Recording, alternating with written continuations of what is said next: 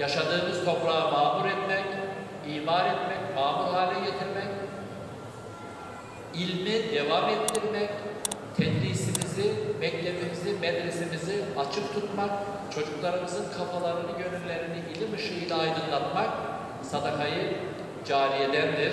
Amel defterimizi çalıştırır. Allahu Ekber.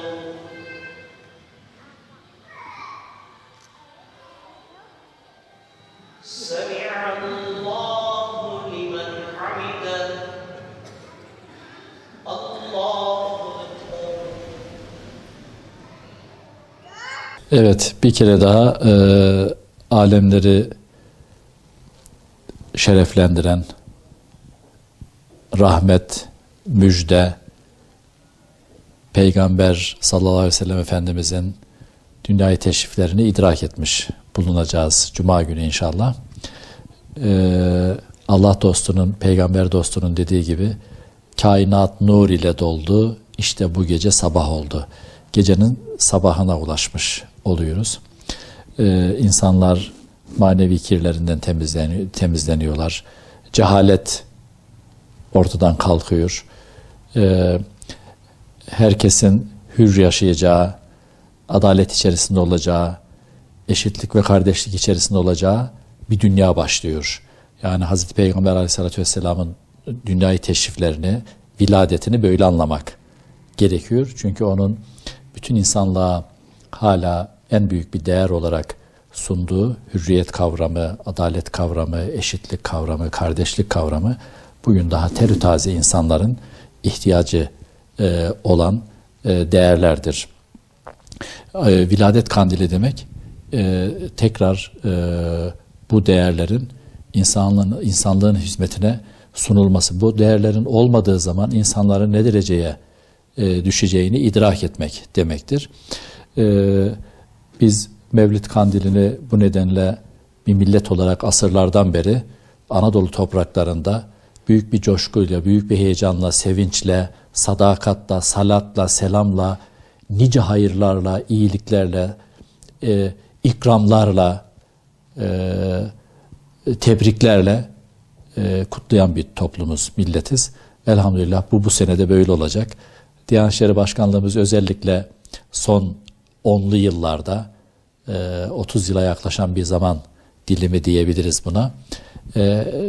Her yıl Hazreti Peygamber Aleyhisselatü Vesselam'ı anmadan anlamaya düsturuyla bir tema belirlemekte, bir gündem belirlemektedir. Ve o yılın Mevlid-i Nebisi, kutlu doğumu, o temayı işleyerek değerlendirilmektedir. Bu sene başkanlığımızın tespit ettiği tema üzerinde kara bulutların estiği, sıkıntıların olduğu aile ile ilgilidir. Hazreti Peygamber ve aile. Hazreti Peygamberimiz bir aile reisi olarak, bir baba olarak, bir dede olarak, bir akraba olarak, eş olarak,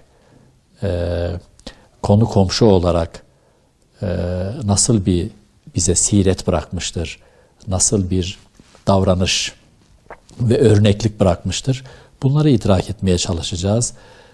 Bu güzelliklerin kendi ailemize ne kadar taşıyoruz, kendi ailemize bu güzellikleri ne kadar kazandırıyoruz, bunlara bakacağız. Hazreti Peygamber Aleyhisselatü Vesselam'ın aile içerisindeki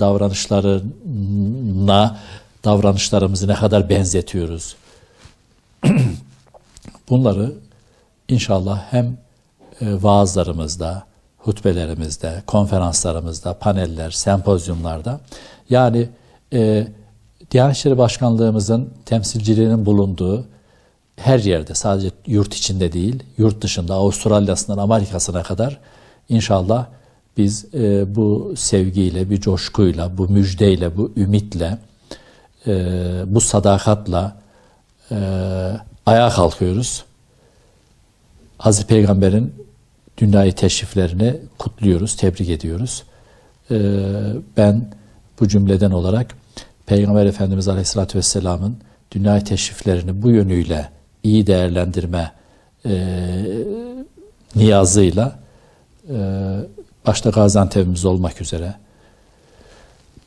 güzel ülkemizin güzel insanlarına, ümmeti Muhammed'e, hatta bütün insanlığa iyilikler, güzellikler, ıslahlar, hidayetler getirmesini, vesile olmasını Cenab-ı Hak'tan diliyorum. Hazreti Peygamber ve aile konusunu bu sene inşallah doğrularının tamamı ondan olması dileğiyle anlatmaya ve anlamaya çalışacağız.